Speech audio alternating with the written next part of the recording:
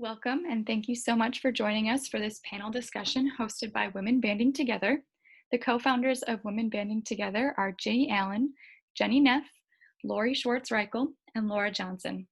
Ginny Allen is a Juilliard faculty member, artistic director emerita of the Philadelphia Wind Symphony, and a retired Army band conductor. Jenny Neff is associate professor of music education and director of the MM and Summer Music Studies at University of the Arts in Philadelphia. Lori Schwartz Reichl is an author, educator, and consultant, and founder of MakingKeyChanges.com. And Laura Johnson is the assistant conductor for the Bay Youth Wind Symphony and a band director in the Chesapeake Public School District. Thank you again for joining us. Women Banding Together was organized to support women band directors, and our mission is to cultivate mentoring relationships for women band directors at all levels. We want to guide and connect directors who seek support. We want to create a platform to explore issues of women band directors, and we want to provide advice and guidance for anyone who wants to mentor women band directors. Since our founding in May, we've hosted 4 panel discussions and 3 virtual happy hours. Just a couple of administrative things before we get into the session. Please stay muted until the question and answer at the end of this session, but feel free to use chat to everyone. That feature is available if you want to post any comments or questions before we get to the Q&A. And we do plan to end within an hour, a little bit after 9:30. Well, I'm really grateful to Jenny for organizing this discussion, and we're excited to welcome 2 guest panelists tonight. So Jenny, I'm going to hand it off to you now. Okie doke, thanks so much. All right. So first, what I'd like to do is introduce our panelists for tonight. We're really excited to have them, as Ginny said. So we have Marianne Brenneman, and she is, well, she actually enjoys a hyphenated career. I love that term that she uses, as a clarinetist, health coach, and is the owner of Mindful Health and Harmony LLC. She holds degrees from Michigan State University, Wayne State University, and the University of Cincinnati College Conservatory of Music. She has enjoyed a diverse career in music, playing in orchestras throughout the Midwest and the Southeast, participating in music festivals across North America, and teaching at colleges and in a private studio, and playing in pit orchestras for musicals and touring shows. So she's kind of done it all. This diversity has allowed her the flexibility to pursue her passion for sharing health and wellness, and she is committed to helping her clients live better lives through nutrition, exercise, meditation, and mindfulness. And Marianne enjoys walking really fast, pure barre classes, yoga, travel, cooking, aquaponic gardening, and sharing Juice Plus, and reading and spending time with friends. She lives in Raleigh, North Carolina, with her husband Brian, and their 2 exuberant golden retrievers, Oliver and Fiona. And then, so thank you, Marianne, for being here tonight. And then our next guest panelist is Teresa Dukasu. And Teresa is a middle school band director in Arlington, Virginia. She's an advocate for student voice in the music room and works to empower students throughout the musical experiences while helping teachers transform their classrooms into student-centered learning environments. Along with this, she is a co-author of Pass the Baton, Empowering All Music Students, which is set to release anytime now, in her new book. And Teresa is also a Google for Education certified teacher and innovator. As part of her Innovator project, she founded Tacit for Teachers, which is a website and also a Facebook group, so I encourage you to look at that. It's dedicated to music teacher well-being. When not teaching, you can find Teresa curled up with a good book, on the running trail, traveling to visit family and friends, or spending time with her dog, Dizzy, who made an appearance earlier. So we welcome both of you today, and we're so glad you could join us for this important session. The numbers 2020 are often associated with perfect vision, but for so many of us, the year 2020 has been very out of focus. Facing a global pandemic in March, we were forced to move to remote learning.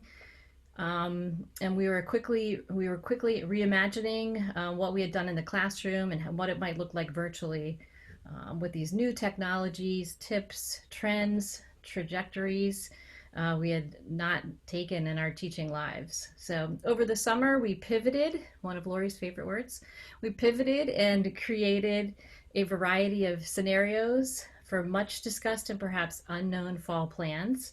And while many of us has started this new back to school path, we know much of it has taken its toll on our health and well-being. So we felt tonight's topic was timely, appropriate, and necessary for those in the field and in a field that can be stressful even under the best circumstances. So we hope that the journeys, insights, and strategies from our knowledgeable guests are helpful to everyone who's joined us tonight. So this session will also have a slightly different ending than our past events. So after the question and answer portion, we will close with a mindfulness moment that Marianne will lead, and I'll provide a little bit more detail for that at the end of the hour. So at this point, I'm going to turn things over to Laura, who's going to ask our guest panelists our first question. Wonderful. I'm so excited for this. I am much in need of some mindfulness today. So thank you both for being here. We know you both have very extensive backgrounds in music education, and we'd love to hear how you came to focus in on health and wellness within that field. So we're hoping you would both be willing to share your journeys with us, maybe starting with Teresa. Sure. Thank you for the awesome intro, Jenny. So as Jenny mentioned, I am a middle school band director in Northern Virginia. This is my second year in this particular school, opened a new school last year, and we obviously didn't get to even have a full year in our school. Before that, I taught elementary school in this area, and then I was also teaching in Southeast Pennsylvania. I saw somebody mentioned Chester County. I'm a Westchester native, so I've just been down here for about 4 years since then. So my journey to here was a little bit different. Again, I've been teaching for 19 years, and it actually started with a technology interest. When I moved to Northern Virginia, was really interested in technology and learning about how to incorporate that in education. And you can see my dog right now. Sorry, he makes an appearance for everything. And I got involved in the Google for Education community and became a certified teacher, a trainer for Google. And then eventually I decided I wanted to apply for their Innovator program. And the Innovator program is one of the more elite programs that Google offers. They have a couple cohorts every year. And the idea is that they're helping you work towards solving large challenges in education. And you do it like Google style, which means you really work through the design thinking process of thinking about the user, thinking about who this problem is affecting, and working through how to solve it. So I knew I wanted to be in this program, applied, and 16 months ago I got in. And then I had to figure out what my challenge was going to be and what miraculous problem I was going to solve. So I started asking all my music teacher friends, what challenges do you face in music education? And like the list was everything you would expect. It was not enough time, not enough money, not enough support, respect. My kids don't know how to practice. The parents don't know how to support the student, like all of the things that we experience every day. And, as people were telling me all these things, I'm like, I don't know. I don't know how I'm going to solve any of these problems. I can't solve them in my own band room, But I realized that one thing that all of these people had in common, no matter what their challenges were, is they were all being impacted by those things, and they all were really. It was, you could see how much those issues were impacting the teacher and not just the situation or the students. So I realized that music teacher well-being was actually a pretty big challenge as well, because that was something that we were really all impacted by, and then I think we all needed to figure out how to work through. So the challenge I decided I wanted to solve was really how to help music teachers find more balance in their lives and how to help them prioritize well-being. So that's kind of where I started. Figuring that out, then I did a 3-day experience in London at the Google office with a cohort of 36 people. And we were all working through these different challenges, again, going through this process of how to build something or create something that's going to make a difference. So as Jenny just put in the chat, what I ended up coming up with after a year was this idea, this tacit for teachers. After learning a lot about what's important for people to have a good well-being and how to help support them, we kind of realized what that needed to come to. And also, as all of this was happening, again, like I started this process about 16 months ago, I didn't realize how much I needed it as well. I wasn't looking at myself as realizing how much this was something that I needed. Within the time of right around when I got accepted into this program, I also signed a contract to write a book, started a brand new job, opening a brand new middle school. A couple months later, found myself in the middle of a divorce. And a couple months later after that, pandemic. And it was like, oh my goodness, this is crazy. So I can't say that I'm like the picture of calm and relaxation, but I really believe that the things I've learned have led to really good things happening, and it have helped me get through these last however many months. And so that's why I'm really excited to share some of the things that I've learned and some of the resources that I've been able to put together for teachers. So that's my story. Thank you so much, Teresa. That's amazing. Marianne, would you like to share your journey with us? Yeah, absolutely. Teresa, that is amazing. You've had a heck of a couple 18 months. Something. Oh my gosh, I tell you what. Well, I'm really honored to be here tonight speaking with you. And I feel really fortunate to be able to blend the two things that I love the most, which is music and health and wellness. It's been a long time to this point, let's put it that way. So in addition to my health coaching practice, as you heard Jenny mention, I am not a band director. I have maintained a pretty large private studio all of my career, in addition to teaching, various schools, running chamber music programs that I didn't mention, things like that. And right now I don't have a huge studio, but it's still enough. I have no freelancing work anymore, as none of us do until this stupid virus is over. But yeah, that's kind of been my life. So to adequately explain how I got here, I need to go back a little bit. I was an athlete as a child. I was involved in sports as well as music, a child of the 70s and 80s. So there was that whole diet culture thing. The world, for those of you who are significantly younger than me, the world regarding fitness and women's health has really changed a lot. It was very much diet oriented, and working out was to be thin, not to be strong, and it all had an influence on me. So I started going to the gym really early. I do enjoy that, and I did, and I still do. I had an older brother who was an athlete, so I kind of modeled that behavior. But I mean, I added, distance running. Now I walk really fast, 3 knee surgeries later, but I did distance running and triathlon and all of that sort of stuff. But I could not escape that diet culture. And I found that I wasn't working out because I loved it. I was working out because I wanted to be a certain weight or look a certain way. And in my head, I was never enough. It was never going to be enough what I did. I didn't like the way I looked. I, compared myself to others constantly, kind of how we do sometimes as musicians. I didn't like the scale, but I still tortured myself and got on it for some stupid reason. I don't do that anymore. And I didn't understand nutrition. I had no idea. For me, it was calories in, calories out. If I figured I could eat whatever I wanted because I ran 10 miles that morning. I didn't understand the quality of the calories mattered. I had no idea. I was fortunate to have a real shift in my thinking when I was a grad student at CCM. My husband actually came home from a job. He's a musician as well, but he thankfully works in another field for our income. So that's great. He brought this book home, and it was focusing on strength and health. And he said, I'm going to do this program. You don't have to do it. It's a 3-month, it's a 12-week program. You don't have to do it with me, but I'm going to do it. And I was like, no, I'll do it. Let's just check this out. So what I learned over the course of that is, food is fuel. It's to help you stay strong and healthy. And I still believe as much as anybody that food is meant to be enjoyed. I mean, it's not purely fuel. I mean, it's cultural and it's social and it's celebratory and it's mournful and it's all of these things, and it should be. But I gained a much larger understanding that food either fights disease or it fuels it.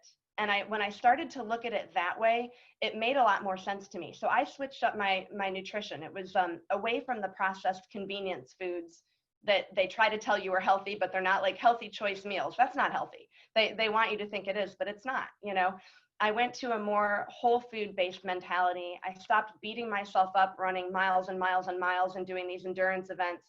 I started working out smarter for my body, for my injuries that I had sustained, for my age, and also for my mental wellness. So around 2014, I noticed that a lot of my friends, we were now in our 40s, and they were starting to have health issues. They had weight issues. No matter what they did, they couldn't get it off. They had autoimmune disorders. Some people had cancer.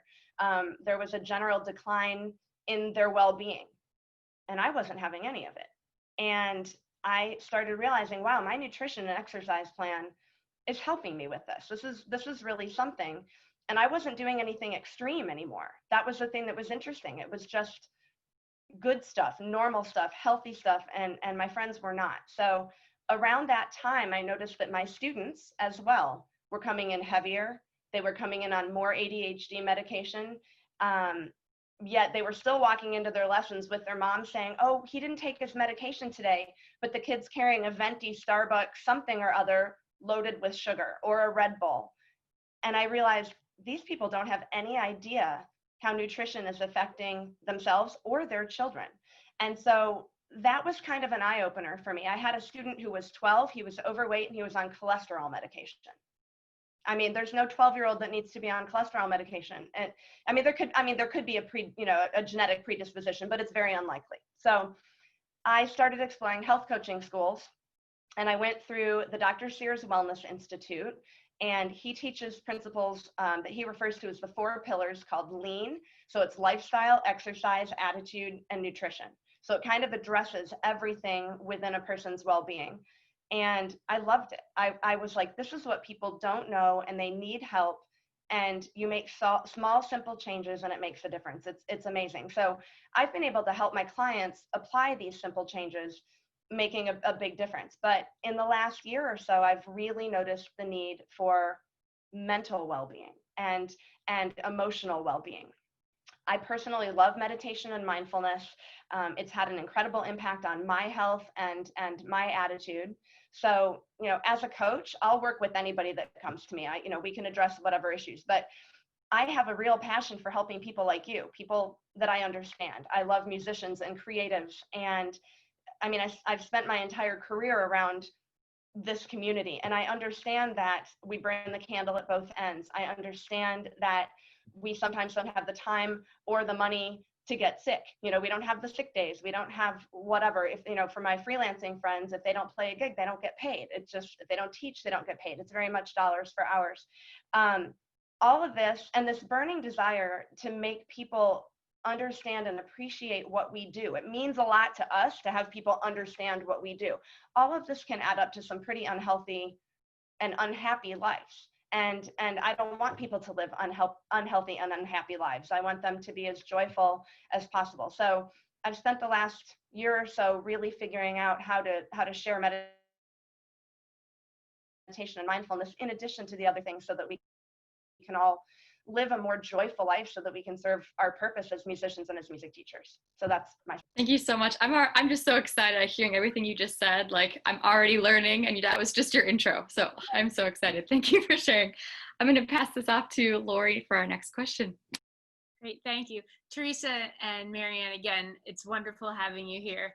I've heard about Teresa for several years, and so it's nice to learn a little bit more about you. And Marianne, Jenny has spoken about you before too, both wonderful things of both of you. So the next question is, what are the main areas you feel are important to music educators for health and wellness, particularly right now during this pandemic? Teresa, could we start with? So I'll kind of go backwards a tiny bit just to tell you a little bit more about like what I learned and where the info came from. So part of the process was talking to band directors and music teachers, and really just trying to understand why we were doing this to ourselves. What was like the real cause. And part of it was, I think, from what I discovered in the people I interviewed, was not really knowing what we were doing to ourselves, as Marianne like alluded to, not really thinking about what we put into ourselves and things like that, but also not feeling like we could take the time to take care of ourselves. Well, no, but I have to do this, and I have to do this, and I have to, and having that mindset that I can't spend the time on myself. I need to be constantly giving to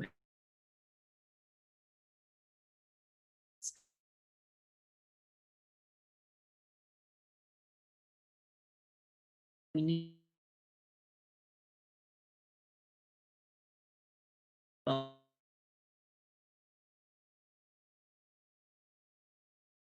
in this quest towards better well-being. So as I was kind of researching, there was a couple things that really stood out. And one of them is the idea of like what you can control. And that's also what brought me to the project. The idea, I can't control my administrators. I can't control the school board. I can't control the budget, but I can control myself, and I can control how I react to all of those different things.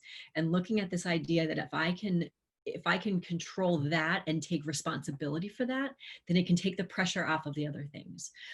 If the admin comes to me tomorrow and says, hey, there's a schedule change at the last minute. Oh, and this is the 4th time we're telling you this week that there's a schedule change. I can either, lash out and be really upset about and complain and stomp around, or I can, take a deep breath and say, okay, off we go. And then maybe tomorrow go talk to the admin and explain why this was not the best time to give me a schedule change. But thinking about how I can take that control of myself to move forward with that. The other big idea that I've looked at is this idea of balance. When I went into this problem, I thought, well, music teachers need to find balance. And I've since learned that is not a thing. Balance is not something you find or have or achieve or any of that. That's like a big myth. The reality is that balance is more of something you do, that we are constantly balancing. And if we can think of this balance as a verb, as opposed to something that we're trying to mythically achieve, that can really help. So there's not going to be a day where you're giving equal parts of yourself to your work life and your personal life, or equal parts to your family and your job. But instead you have to figure out what needs the most of your energy at that time, and then when that can be reversed. So right now, beginning of the school year, I imagine a lot of us, our jobs need a lot of our energy.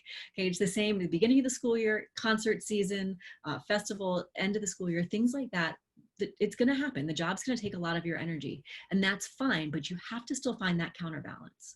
Where can we then put the job on the back burner and prioritize our family, prioritize our hobbies and the things that really fill our cups? I mean, as musicians, when are we playing or singing or just getting that aspect of our lives in balance as well? So you're never going to find this magical thing that they're both going to line up, but if we can look out, we can really look at how to make them even. One of the things I had read talks a lot about quadrants, and they say how there's, you have your personal quadrant, which is like your family, your close friends, your professional, which is, it's like as you as a musician, you as a learning, growing teacher, your position, meaning maybe you as a band director or a music teacher, and then your passions, the things that you do for yourself and that you really enjoy. And trying to think about what fits into all of those different quadrants of your life and how you can make sure that you're getting at least into each one every week. You're not going to do it equally. It's not a 25% of my week will be dedicated to my passions. It's not going to happen. But if you can make sure that quadrant is at least being achieved and being experienced during your week, that's going to help a lot. And if you can make sure that you're doing something personal with your family, friends, that's going to help. And even again, as a professional musician, professional teacher, or whatever that part of you is, I would say that just attending this tonight is helping to fill that professional bucket, so that you're aware of it. So I think those are the big things that I've really been looking at, is the idea of control and balance, and just keeping in mind how those things fit into my life. Thank you, Teresa. Marianne, would you like to tell us some of the main areas you feel are important to music educators right now? Yeah, absolutely. And Teresa, I just wanted to say, I couldn't agree more. I have a band director friend who just last week told me she didn't know the last time she had played her own instrument for fun. And I thought that was kind of sad. So I told her she had to. So yeah, so my big subjects right now are going to be multitasking versus monotasking. And then, of course, meditation and mindfulness. So without meaning to embarrass anybody, where are my multitaskers? I do it. I shouldn't. Does anybody else? Okay, I see a few hands. Yep, don't be reluctant. Do you think you're good at it? Kind of, yes, no? Because I thought I was good at it too, but we're not. We're just not good at it. There might be some things like folding your laundry and talking to your best friend on the phone. I mean, things that are not complicated, but in general, trying to do more than one thing at a time, we don't do any of it well. the next thing I want to touch on, has any of you ever thought, oh my gosh, I think I have adult ADD? Because I did. I thought I had that too. And I came across this amazing article today, and I love it because it was actually from Michigan State, which is my alma mater. So I read it, I was like, ooh, this is great. So I'm gonna just read from it. It's by a woman whose name is Karen Pace. And she states, and I have to lean forward to read it. She said, while multitasking is a very common practice, research on brain development and concentration shows that splitting our attention between more than one task can actually make us less productive, less efficient, and can contribute to making more mistakes. According to psychiatrist Edward Hallowell, part of the reason for this is that many of us are developing what he calls attention deficit trait, ADT. Unlike ADD, which tends to be genetic and some people are born with, ADT is brought on when our attention is constantly pulled away from the task at hand by constant and relentless distractions and interruptions in our focus. And I thought, oh my gosh, that's what's wrong with me sometimes. They go on to say, when we allow our attention to switch back and forth, it lowers our efficiency and productivity, particularly when we're working on more complex tasks, and it's dangerous. Our own safety is at risk, like when we're talking on the phone and driving a car. So I think most of us knew that. But did you know when multitasking first became a thing? I did not. So I looked it up, and it was in 1965. It was mentioned in regards to the latest at the time IBM computer and its capabilities. Well, that's kind of cool, but why on earth did humans think they could do that? We're not computers. We don't function that way. So we can try, but the outcome is not going to be as good in terms of quality of work or in terms of the consequences to our brains and our emotions. So, I mean, our brains are not designed that way. We need oxygen and glucose and, all these things to make our body work. And if we overuse that supply, you get tired quickly. It's, rapid exhaustion. You make mistakes. The thing that scared me, reduced creativity. What do we do as musicians and teachers? We need to be creative. And if we have overwhelmed ourselves to the point where we can't be creative, it's kind of defeating the purpose of what we do. So, and another thing that got to me was that research is showing that chronic multitaskers, and I am a recovering multitasker, we actually reduce our attention span to a degree that even when we try to focus on one single thing, it's harder for us. And that is disturbing to me. It's really disturbing to me to think that. So I get it. Like when you have a gazillion things rolling around in your head and they all seem to be equally important. I'm one of those people that cannot differentiate between urgent and important. Everything is equally on fire in my brain. I just stand there and I get paralyzed, and I call it spinning. And it's really awful, but it's actually not called spinning. It's called cognitive overload or overwhelm. You'll hear that sometimes. Basically, you have overloaded your brain and your memory with so much information that you have caused yourself to short out. That's pretty much what it is. And for me, and I say this as a joke, but I know you'll know what I mean, it usually ends with me going, I can't, just sitting there like, I cannot. For other people, it shows up in anxiety or depression or doing stupid things like hitting reply all when you say something awful about somebody and you realize that you have now sent it to everyone on the list. It's also losing command of the language that you have. And I'm talking about your first language. I mean, how many of us have been in conversation and we're like, I can't get the word. I can't get the word. And it's usually when you're stressed. For me, I actually fail to remember the names of people I know. People I know very well. That's how I know that I have reached my breaking point and that I need to take a step back. The fact of the matter is that when we ignore these clues, like the body and the brain we get clues. And if we ignore these clues, they will give us more and more louder and more urgent clues until we do pay attention. If we don't pay attention, it can end up in physical ailments, things that you really don't want. So when you do what we call monotasking, so one task at a time, you're able to concentrate on the task at hand. You'll think more creatively. You'll get the solution faster. And right now, I think you all would agree, we are being called upon to be very creative with our teaching. Things that we didn't have to do before because we were in the same room and we could lean over and point, or we could come over and adjust or demonstrate in real time. We can't do that anymore. So if we have to be super creative and we have to do it a different way, we need that. We can't afford to lose it. So I'll make the jump here now and talk about how meditation and mindfulness can help with that cognitive overload. But again, you need a little bit of background first. So meditation and mindfulness get thrown around equally. They seem to be interchangeable, but they're really two different things, and they work in conjunction with one another. This is a super quick description of it. Basically, meditation is like 5,000 years old. It's Eastern tradition, Eastern religions like Buddhism and Hinduism, and it was, designed basically for enlightenment and spiritual development. Meditation is an intentional practice. You are, focusing on a certain point. It's usually the breath, but it can be something else too. And you focus there to increase calmness and decrease anxiety. It helps you to take a step back from the fast-paced world, whatever. It's meditation is simply retraining your point of attention. So you think about one thing, you think about the breathing, and we'll do this later on instead of the 94,000 that you have on your to-do list. Mindfulness has roots in the Eastern tradition. This is where it gets a little confusing. There's a man whose name is John Kabat-Zinn. He was at the University of Massachusetts Medical School in the 70s, and he came up with mindfulness-based stress reduction, or MBSR.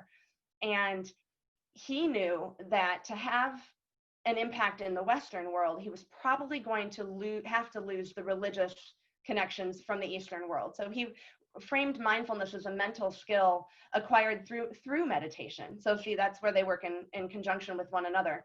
And it involves, in his words, paying attention in a particular way, on purpose, in the present moment, and non-judgmentally.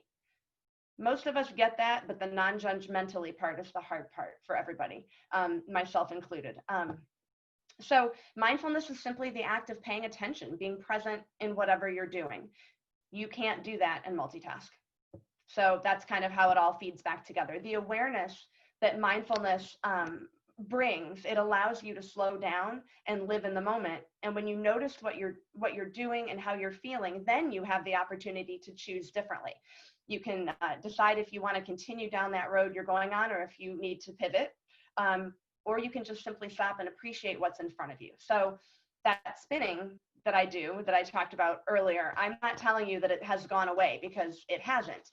But what has happened since I've started this regular meditation practice and have studied mindfulness and all that is that now I recognize when it's happening. And before I wouldn't. It's this spiral where you just start twizzling down, and next thing you know, you're in a bad place. But for me, now I can recognize it, and I can stop and go, Marianne, hold up, stop, you're spinning. And then I can just take a step back, and I can do a quick breathing meditation to refocus, and I can stop that downward spiral. And then I can get back to doing one thing at a time. And that's really, really important. So the benefits of meditation, and I'm sure you've heard some of this before, but it bears repeating: stress reduction, less anxiety, and a decrease in depression. And these things are obviously all connected. It can lengthen your attention span. It definitely has for me, and that's awesome when you go back to do your monotasking. It can lower blood pressure. It can improve your sleep, which is very important. It's been known to control pain, which I found very interesting.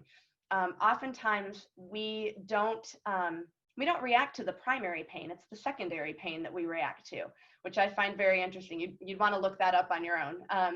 But it can help break addictive behaviors. So if you're a sugar addict, or if you're a food addict or any other kind of addict, there are ways that you can talk yourself out of doing that.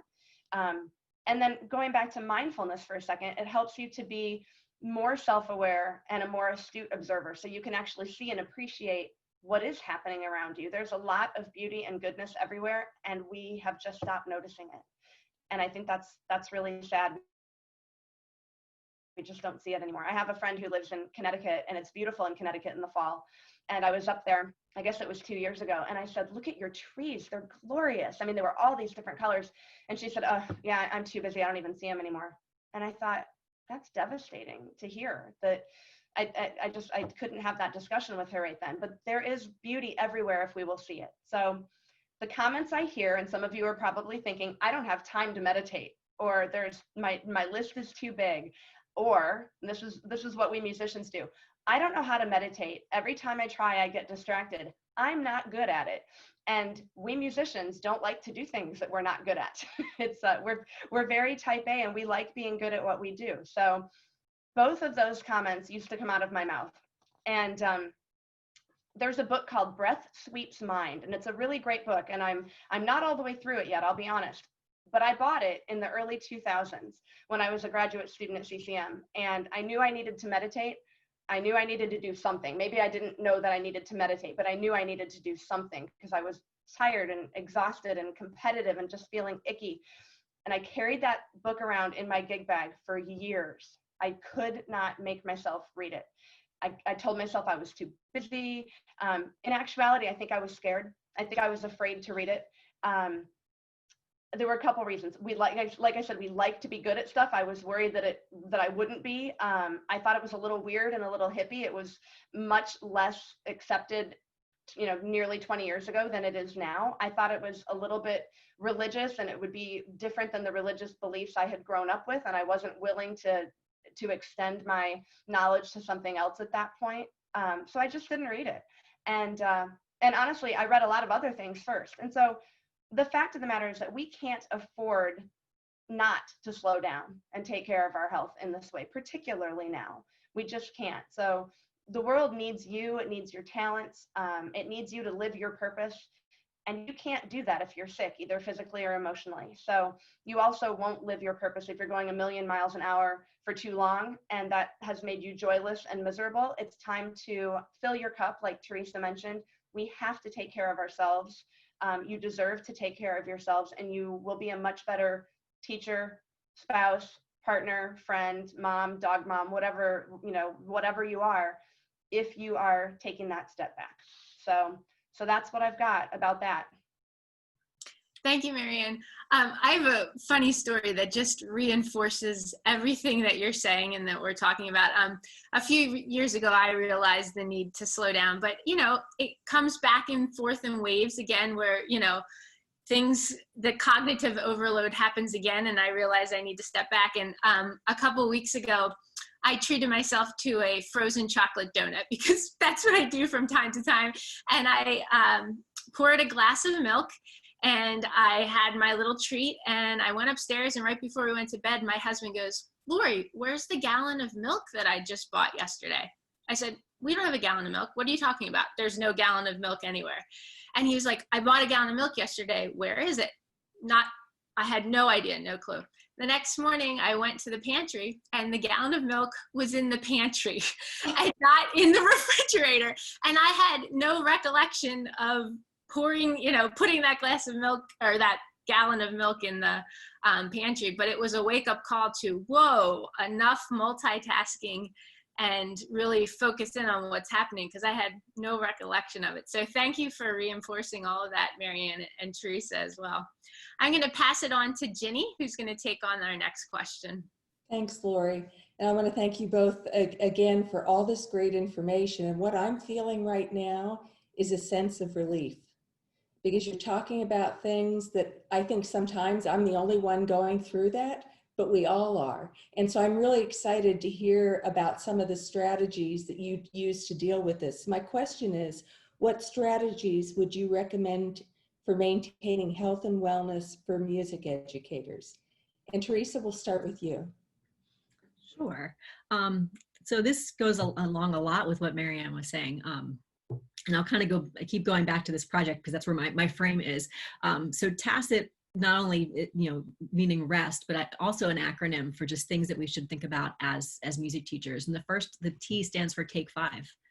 Just we have to just take those few minutes, and whether that means eating a frozen donut or whatever it is for you, but having that take that time to step back and just take a minute. For me, I've also recently gotten into meditation. I'm not a guru by any means, but it will calm me down. Being able to have a couple minutes, I'll use one of the meditation apps. Usually I'll set an alarm to go off at lunchtime, and I will sit in the corner. If I'm in my classroom, I will sit in the corner of my office and stare at the wall, close my eyes, and just take a couple minutes to have that quiet. And then, okay, now I can face the rest of my day. Thinking about too how you can do that with your students, just taking a few breaths. Like with my kids, we call it 3 calming breaths, and almost every band rehearsal starts that way. You know, everybody gets their instruments together. The room is in a flurry or whatever. We sit down. Okay, either close your eyes or gaze down towards your knees, and we take 3 slow breaths. We slow breath in through the nose, let it out through the mouth, and just 3 slow breaths together. And I am usually doing it with the kids because I need it just as much as they do, especially my 6th graders at the end of the day. And it just gets us all into a place where we can move forward with productive rehearsal. Now, we've had 4 days of school, and we did it last week, and we'll do it again this week too, because I really think that just taking that minute to slow down and move forwards is going to be good.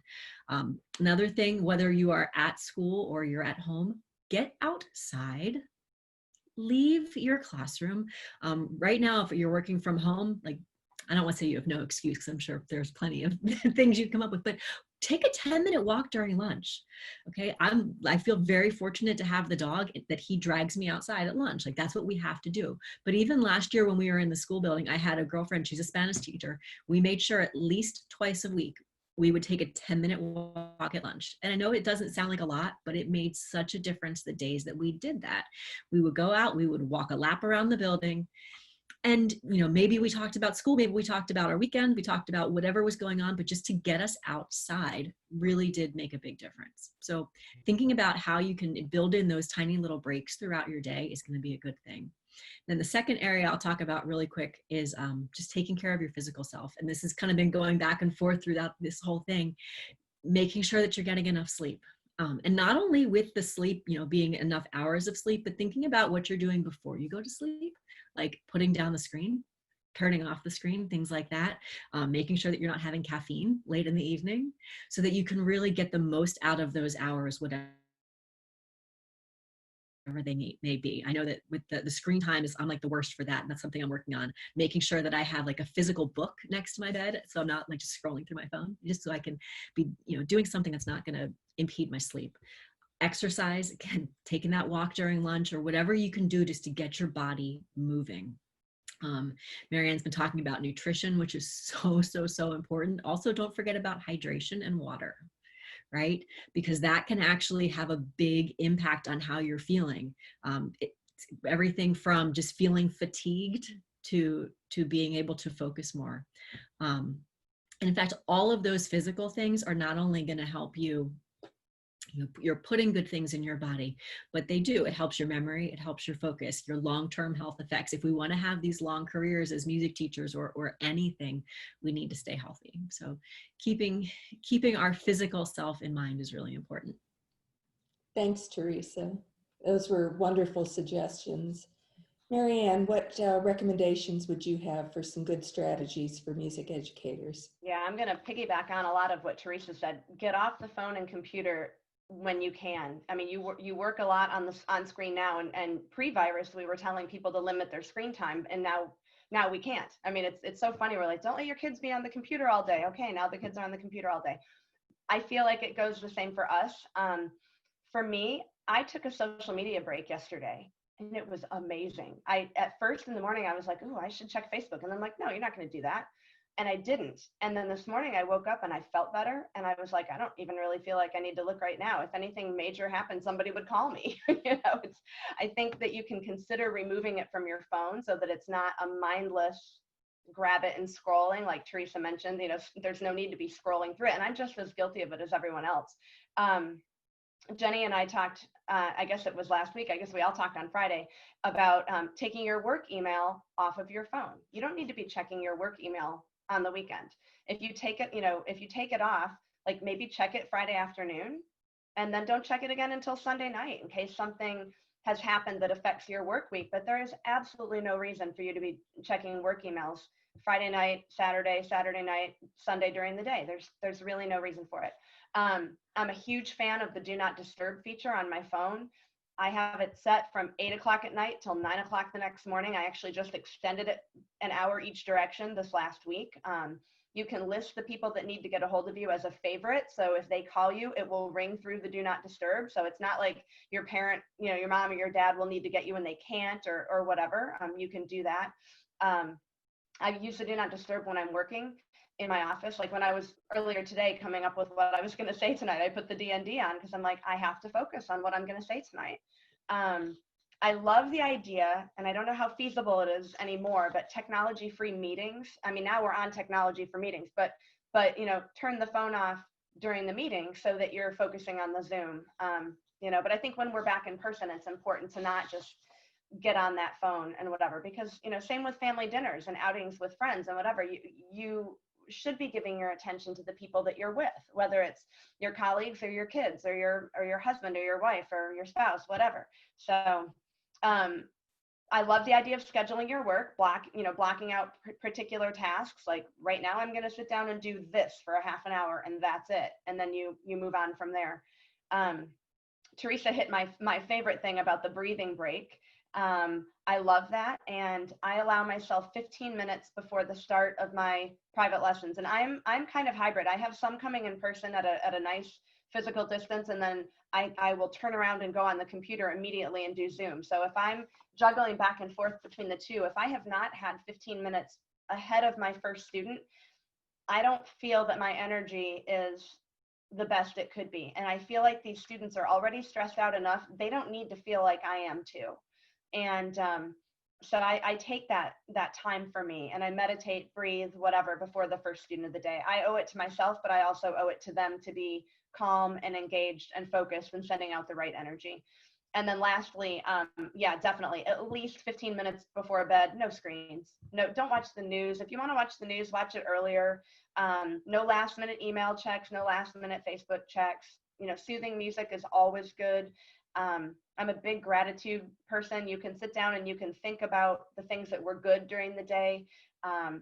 And you know, when you think about the gratitude, it might have been a terrible day, but there's always something good, even if it's just, you know, I'm thankful this day is over. I'm thankful I have this roof over my head. I'm thankful for this bed. Then you can get in bed, turn the lights out, close your eyes and breathe.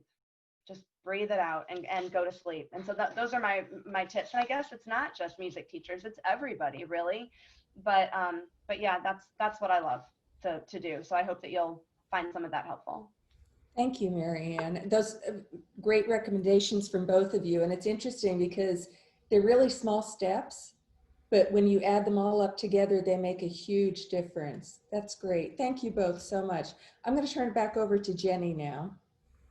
Yeah, thanks so much, everybody. I've been taking notes. And Marianne, I did start using the Do Not Disturb last week after you talked about it, and it has been helping immensely.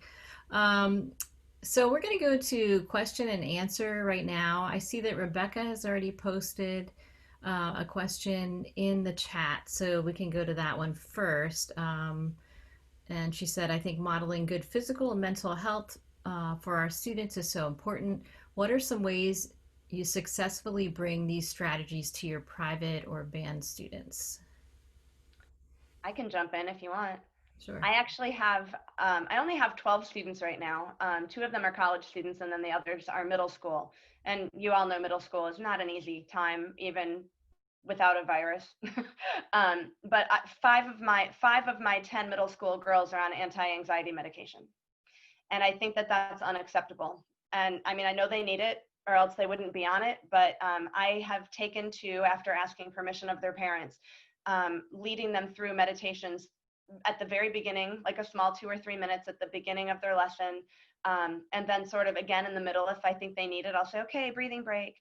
And I have told them that I do that so that they don't think I'm, you know, making them do it because there's something deficient with them.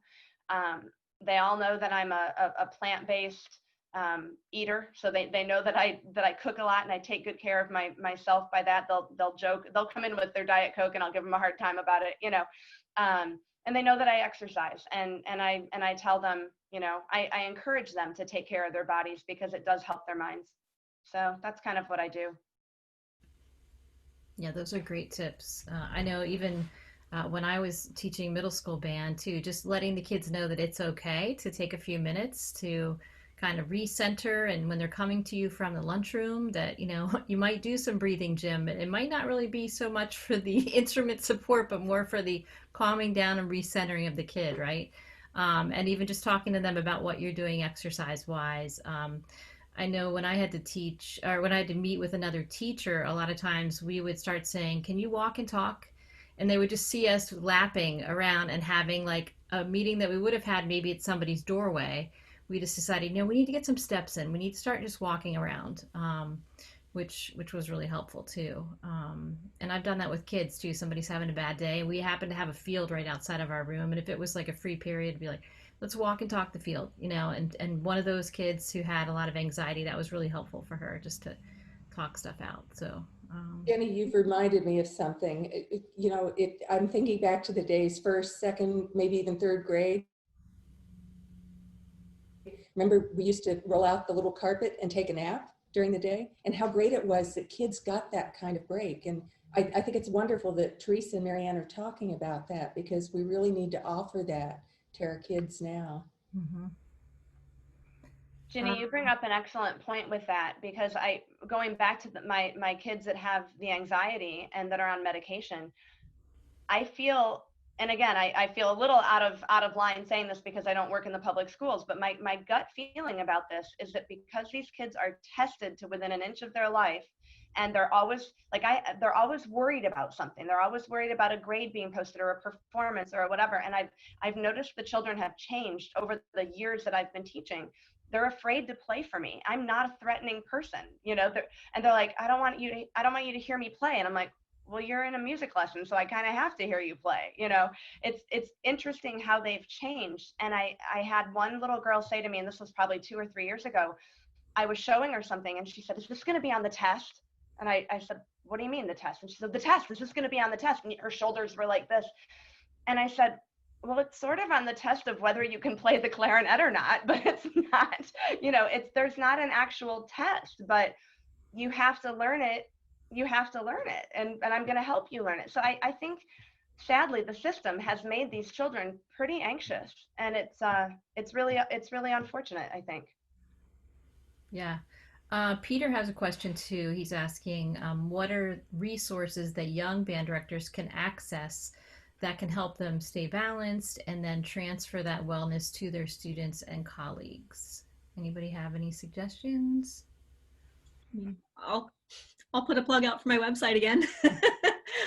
Yeah, so I do have the website Tacit for Teachers, has lots of resources, links, just suggestions, and I tried to make it so everything's very bite-sized. I think it was, between Marianne and Ginny saying that everything is little, just little steps, little things that you can do.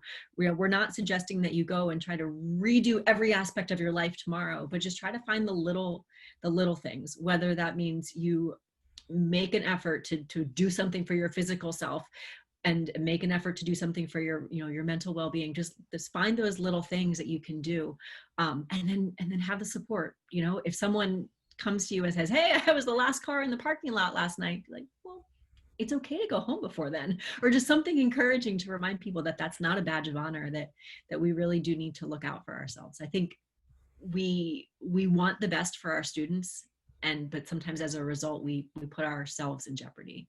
So that any support and encouragement that you can give, I think, helps. Great. So I guess we're kind of getting near the end, and I think we've addressed all the questions that were in the chat.